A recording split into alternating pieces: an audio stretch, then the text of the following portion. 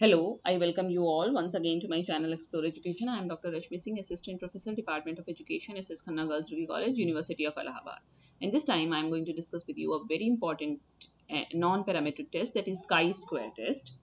So chi square test क्या है? बहुत इंपॉर्टेंट नॉन पैरामेट्रिक टेस्ट है और इस पर आपसे सवाल पूछा जाता है, आपके कोर्स का हिस्सा है, आपको पता होना चाहिए कि Pearson's chi square test often referred to simply as chi square test are among the most common non parametric test है ना। नॉन पैरामेट्रिक टेस्ट में बहुत ज़्यादा कॉमन है ये, और non parametric test are used for data that don't follow the assumptions of parametric test. और कौन से टेस्ट नॉन पैरामेट्रिक होते हैं? जो कि पैरामेट्रिक टेस्ट के एजम्पशन को फॉलो नहीं करते हैं, स्पेशली नॉर्मल डिस्ट्रीब्यूशन के एजम्पशन को फॉलो नहीं करते हैं, मतलब कि नॉर्मल डिस्ट्रीब्यूशन उस डेटा का नहीं होता है। If you want to test a hypothesis about the distribution of a categorical variable, you will need to use a chi square test और अनदर नॉन पैरामेट्रिक टेस्ट। अगर आप किसी कैटेगोरिकल वेरिएबल का डिस्ट्रीब्यूशन चेक करना चाहते हैं, उसके बारे में हाइपोथेसिस टेस्ट करना चाहते हैं, तो आपको किसी ना किसी नॉन पैरामेट्रिक या काई स्क्वायर टेस्ट को यूज करना होगा। Categorical variables can be nominal or ordinal and represent groupings such as species or nationalities एक मिनट।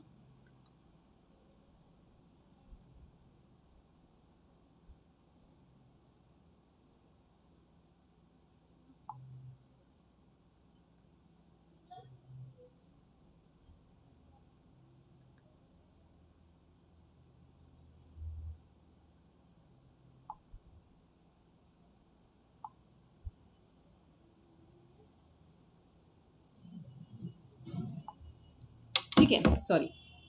तो categorical variables can be nominal or ordinal. हमको पता होना चाहिए कि वेरिएबल कितने प्रकार के हमारे नॉमिनल, ऑर्डिनल, इंटरवल, रेशियो है। तो जो कैटेगोरिकल वेरिएबल है, अगर उसमें हम टेस्ट हाइपोथेसिस टेस्टिंग करने जा रहे हैं डिस्ट्रीब्यूशन के बारे में, तो आपको कोई नॉन पैरामेट्रिक टेस्ट लगाना पड़ेगा।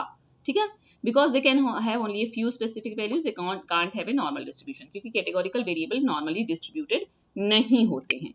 फिर अब Pearson's chi square test is a statistical test for categorical data. ये हो गया। It is used to determine whether your data are significantly different from what you expected.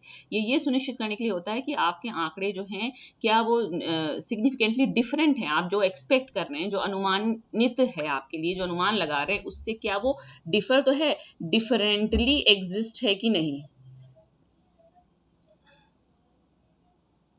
ठीक है, डिफरेंटली मतलब कि वो उससे सिग्निफिकेंटली डिफर कर रहा है कि नहीं, मतलब वो जो अंतर है वो सार्थक अंतर है कि नहीं।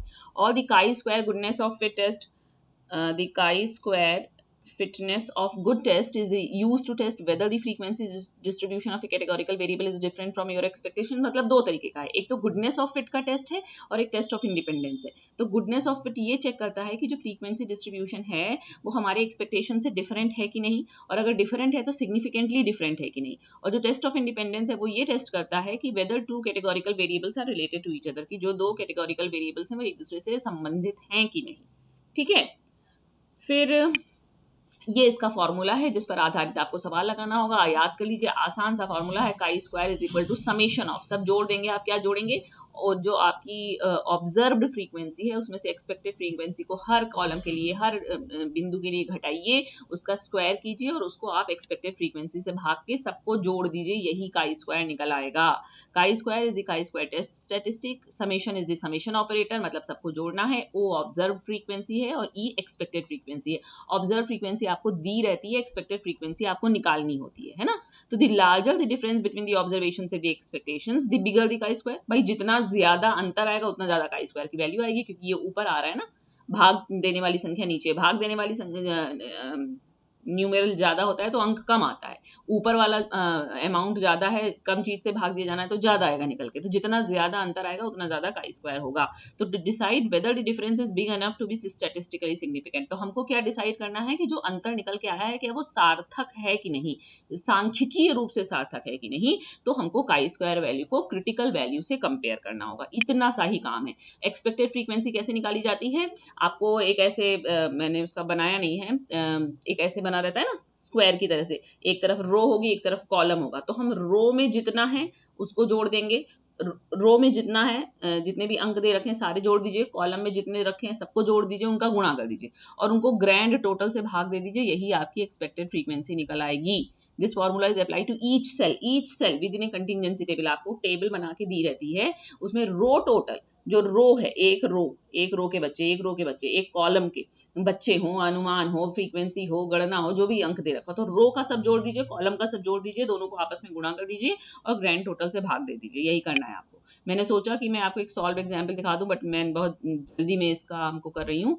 तो आप उसे समझिए। There are two types of Pearson's chi-square test, but they both test whether the observed frequency distribution of a categorical variable is significantly different from its expected frequency distribution. दोनों ही टेस्ट यही तय करते हैं कि जो अंतर आ रहा है वो significantly डिफरेंट है कि नहीं। एक frequency distribution describes how observations are distributed between different groups, और फ्रीक्वेंसी डिस्ट्रीब्यूशन क्या बताता है कि डिफरेंट ग्रुप्स के तहत कैसे डिस्ट्रीब्यूशन हुआ है। Frequency distributions are often displayed using frequency distribution table. आपको फ्रीक्वेंसी डिस्ट्रीब्यूशन टेबल बना के मिलेगी। A frequency distribution table shows the number of observations in each group. हर ग्रुप का ऑब्जर्वेशन वो आपको बताएगा। When there are two categorical variables you can use a specific type of frequency distribution table called a contingency, और उसी को contingency table कहा जाता है। अब आप कब इस्तेमाल करेंगे काई स्क्वायर? जब you want to test a hypothesis about one or more categorical variable, जब आप categorical variable के बारे में hypothesis टेस्ट करने जाएंगे तब। और कब करेंगे? the sample was randomly selected, जब sample को आपने randomly select किया होगा, normally distributed नहीं होगा तब। and there are a minimum of 5 observations expected in each group or combination of group, और जब कम से कम 5 observation आपको expect करना होगा तब। अब इंटरप्रिटेशन कैसे निकाला जाता है? देखिए मैं आपने काई स्क्वायर टेस्ट के सवाल देखे ही होंगे, उसमें इसी तरह से कंटिंजेंसी टेबल बना के आएगी। ऑब्जर्व फ्रीक्वेंसी आपको दे रखी होगी, एक्सपेक्टेड फ्रीक्वेंसी आप निकालेंगे, फॉर्मूले में पुट करेंगे और ये तय करेंगे कि जो अंतर आ रहा है अनुमानित आवृत्ति और जो एक्चुअली आवृत्ति है उसके बीच का अंतर सार्थक है कि नहीं। सारा लेना देना इसी काम से। तो वो आपसे इंटरप्रिटेशन भी पूछेगा, तो आपको ये बताना होगा कि chi square test gives a P value. जो मान निकल के आएगा फॉर्मूले में रखने के बाद उसको पी वैल्यू कहते हैं, या उसको प्रोबेबिलिटी वैल्यू भी कह सकते हैं। तो आपको क्या पता करना होगा कि अगर बहुत कम आई काई स्क्वायर की वैल्यू निकल के, इसका मतलब कि the collected data matches the expected data extremely well. भाई अंतर बहुत कम आ रहा है, इसका मतलब जो हमने अनुमान किया था वही है। और अगर बहुत ज्यादा अंतर आ रहा है, इसका मतलब कि वो दोनों डेटा आपस में मैच नहीं कर रहे हैं और काई स्क्वायर वैल्यू लार्ज है, तो आपकी नल हाइपोथेसिस रिजेक्ट हो जाएगी। ऐसे याद रखिए, अगर आप बहुत समझने की स्थिति में इस वक्त नहीं है कि आपका एग्जाम एकदम लगा हुआ है या आप बहुत सारा टेस्ट पढ़ के थक गए, तो आप समझिए कि काई स्क्वायर वैल्यू ज्यादा होती है तो नल हाइपोथेसिस रिजेक्ट होती है। और काई स्क्वायर टेस्ट स्टैटिस्टिक को पी वैल्यू कहते हैं। पी वैल्यू का मतलब probability value. It defines the probability of getting a result that is either the same or more extreme than the other actual observations. P value का मतलब कि probability, क्या उस अकरेंस, उस मतलब जो भी घटना है, स्थिति होने है, उसकी होने की प्रोबेबिलिटी कितनी है। The P value is used as an alternative to the rejection point to prove the least significance for which the null hypothesis would be rejected. तो कह रहे हैं पी जब काई स्क्वायर की वैल्यू क्रिटिकल वैल्यू से ज्यादा होगी, आप नल हाइपोथेसिस को रिजेक्ट कर देंगे, और अगर स्मॉलर होगी तो stronger is the evidence in favour of the alternative hypothesis. तब आप ऑल्टरनेटिव हाइपोथेसिस को फेवर कर रहे होंगे given observe frequency and expected frequency. और अगर पी वैल्यू की वैल्यू ज्यादा आ रही है तो नल हाइपोथेसिस रिजेक्ट होगी, यानी कि नल हाइपोथेसिस आप रिजेक्ट करेंगे, मतलब ऑल्टरनेटिव हाइपोथेसिस को एक्सेप्ट करेंगे। और अगर स्मॉलर होगी पी वैल्यू तो नल हाइपोथेसिस को रिजेक्ट नहीं कर पाएंगे, है ना। यानी कि आपको नल हाइपोथेसिस को स्वीकार करना होगा, मतलब there is no difference between the observed frequency and expected frequency. मैंने कोशिश की थी कि एक आपको सॉल्व एग्जाम्पल भी दिखा दूं, बट अगले वीडियो में दिखा दूंगी, लेकिन कम से कम आप समझना चाहें तो इतने से भी समझ सकते हैं कि काई स्क्वायर का formula summation of O minus E का whole square upon E. O observe frequency, E expected frequency. E आपको निकालना है, रो का टोटल जोड़िए, कॉलम का टोटल जोड़िए, दोनों को गुणा करके ग्रैंड टोटल से भाग दे दीजिए, वही अंक एक्सपेक्टेड फ्रीक्वेंसी आ जाएगा। हर सेल के लिए आपको ऑब्जर्व फ्रीक्वेंसी में से एक्सपेक्टेड फ्रीक्वेंसी घटा के मान निकालना है और सबका स्क्वायर करना है और ई से भाग दे देना है। ओके चलिए एक सॉल्व एग्जाम्पल भी दिखा दूंगी, बट इस टाइम इतना ही। So this is all about theoretical aspect of chi-square. एक सॉल्व एग्जाम्पल से आप इसको प्रैक्टिकली भी समझ पाएंगे। So thank you and don't forget to like and subscribe my channel Explore Education.